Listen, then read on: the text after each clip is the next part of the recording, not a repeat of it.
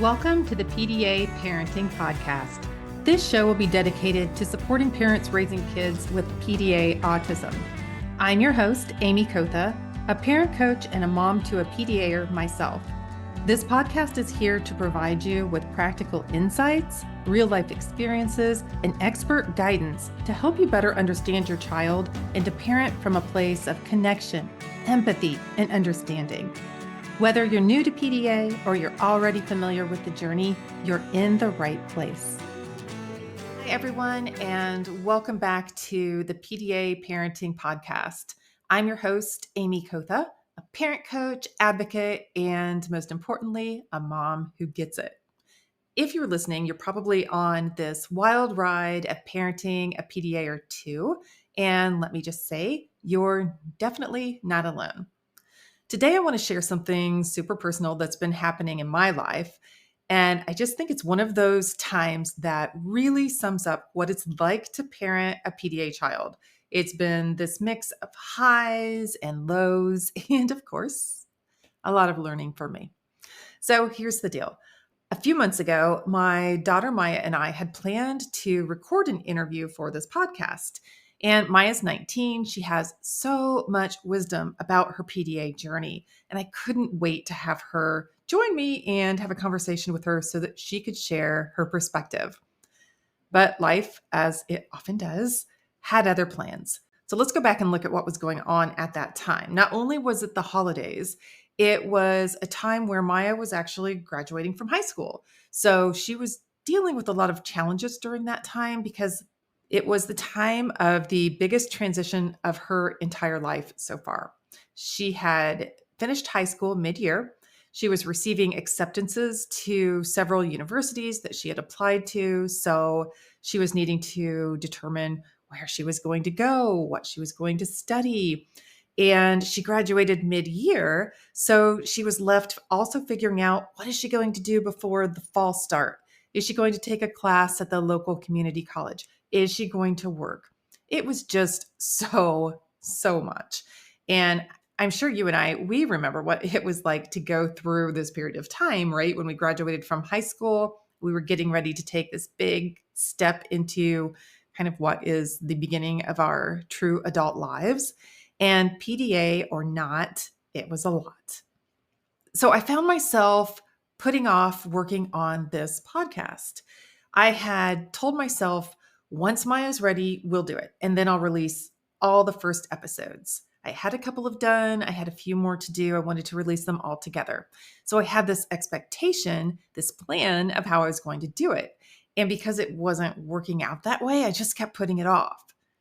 It was kind of one of those, when X happens, I will do Y.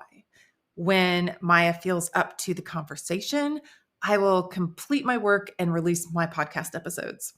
So weeks passed and nothing was changing except for my feelings about myself having not released my work, which I had been looking forward to and I was so excited about. And so I began to get more and more irritated with myself.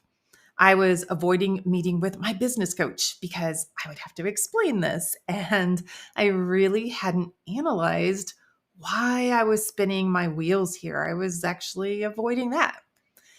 So over time, finally, and after speaking with my coach, after avoiding her for a while, I realized I was stuck. And then it hit me. This entire situation is such a perfect example of what it's like to parent a child with PDA. Their emotional ups and downs can pull us right along with them. And it is so hard sometimes to keep moving forward when their struggles seem so big. When I finally had that realization, it really made me stop and think. Parenting a PDA child can feel like you're on this endless roller coaster, right? Their emotions, their abilities, their needs, they can be all over the place. And it's natural to get caught up in it. It's instinctual, right? Like we're perceiving that they aren't safe. And our role as their parent is to guide them back to safety. And how can we shift our focus to something that feels almost selfish for ourselves? Something maybe that brings us joy and is all about our own personal goal. How can we do that when our child is struggling? So we feel drawn to put our needs on the back burner again and again. And maybe we think when this problem is fixed, right, then we can allow ourselves to have what we need or what we want. And this, my friends, is a cycle that I have fought in myself for almost 20 years. And it isn't easy to change a cycle that is that embedded in your brain. So, what's the answer? How is it that you're listening to this podcast now? Well, at some point, we've got to figure out how to keep ourselves grounded. And that doesn't mean that we stop supporting our kids. It just means that we find a way to take care of ourselves as well. This whole experience reminded me yet again that it's okay to let go of perfect plans. With PDA, with most of life actually, but especially with PDA, things are rarely linear. It's all about flexibility and figuring out how to adapt without completely losing sight of your own needs and goals. Because remember, you are a person as well. You have one life. You were born into this world an amazing, perfect baby with worth and with value, and you're still that person. So here's what I've learned from this. And trust me, I'm still learning, of course. This truly is a lifelong learning experience. But I came up with four main learnings that I've had. So, number one, expectations versus reality. We've got to let go of the idea that things will happen on a timeline that we can control, whether it's school or social stuff or a podcast interview. Flexibility in parenting PDA is the name of the game. And that doesn't mean that we stop dreaming. It just means that we dream differently. The second learning would be riding the emotional waves. When your kid is struggling, it is so easy to get pulled into their world.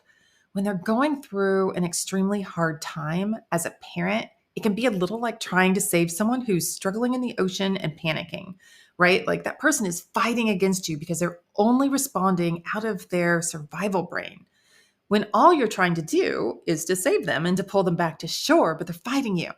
So, what might be easier in that situation is having a tool, maybe a lifesaver floaty. Give them that tool, allow them to hang on, and allow them to figure out how to help themselves keep their head out of the water while you are guiding them to safety. I found that taking a step back and being mindful and practicing co regulation for both of us, it's a game changer. So remember, it's not about fixing them or taking their problems on as our own. We don't have to put them on our back and swim them to shore. It's about using these tools, such as those that help us to stay regulated enough to even support them and to guide them through it, while not becoming overwhelmed and immersed or making them feel so helpless that they don't know what to do the next time a struggle arises. It's about scaffolding them, not solving the problems, and definitely not drowning. Number three, connection over perfection. When I finally let go of the pressure to make the interview happen on this timeline that I had come up with, it gave me the space to focus on what really matters. And what really matters is my relationship with my daughter. The fact that she was graduating from high school, the fact that she was overwhelmed with college applications, the fact that she was battling with her chronic illness that gets triggered by stress. I had to respect her needs and then just simply provide connection, which allowed her to experience felt safety during a tough season in her life. Because at the end of the day, that's what this whole parenting journey is about. We can get so caught up in doing things and the shoulds of what and when and how we do them. And we can get caught up in this for our kids as well. But at the base of success for any person is connection and, frankly, also some stress, right? We all need a little bit of stress in our lives because this is the base where humans grow in confidence and resilience and ability. Our brains literally create new neural pathways when we're under some stress, when we have to think creatively to solve our problems. Remember that babies only learn to crawl when they're trying to get to something that they can't reach. And this is how human brains work. We can lose sight of that sometimes, but it's so important to get it back. While it's challenging for us as parents to do this, and I completely understand that, believe me, We need to check ourselves and make sure that we aren't becoming embedded in our child's struggle. And this might be our struggle. It will become easier for us as our own neural pathways change because we need to do things a different way. Which leads me into number 4, which is be kind to yourself. It is so easy to beat ourselves up when things aren't going as planned, isn't it? But honestly, this is tough stuff, and you need to give yourself credit for showing up, even when it's messy. We need to be curious about our feelings and our thoughts. Like, where are these thoughts coming from? Why was I stuck? Last time I checked, there weren't any podcast police that were enforcing my original plan. So, why was I so stuck, and why was I so frustrated with myself over it? Obviously, I'm still learning to live my life perfectly imperfect and reminding myself that also modeling this for my girls is a great thing to do as well. So, what are the key takeaways that we can get from this? If you're feeling stuck on this roller coaster or in the ocean, here are a few things to keep in mind that help me become unstuck, and it might help you as well. Find out what grounds you. Just give it some thought. Is it a walk, a good book, a quick chat with a friend? Make space for the things that really help you feel centered. For me, it also helped to stay away from social media and seeing my peers who were putting out tons of marketing posts and new podcast episodes because it just wasn't helpful to my stress level. It made me feel worse about myself and got me stuck in this cycle that just immobilized me. And celebrate the small wins. Sometimes just getting through the day is a win. Sometimes just getting through an hour is a win. Don't forget to notice these little victories. Like, my child graduated from high school, and she only graduates from high school once in her life, and it was such a journey for her to get there. She deserved my attention and my celebration during this time. So while I was in my head feeling guilty, I could have just dropped these demands that I was imposing on myself and did what felt good and then moved forward without the stuck. Like I mentioned earlier, stay flexible. Being adaptable doesn't mean that you're giving up on your goals. It just means that you're finding new ways to get there. And ask for help. We aren't meant to do this alone. Our society really pushes individualism, but humans are meant to live and thrive in community and with connection.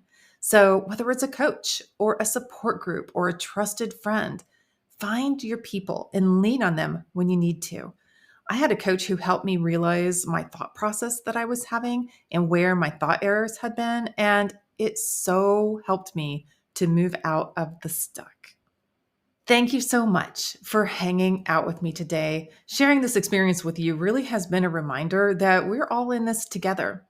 Parenting a kiddo with PDA is a journey.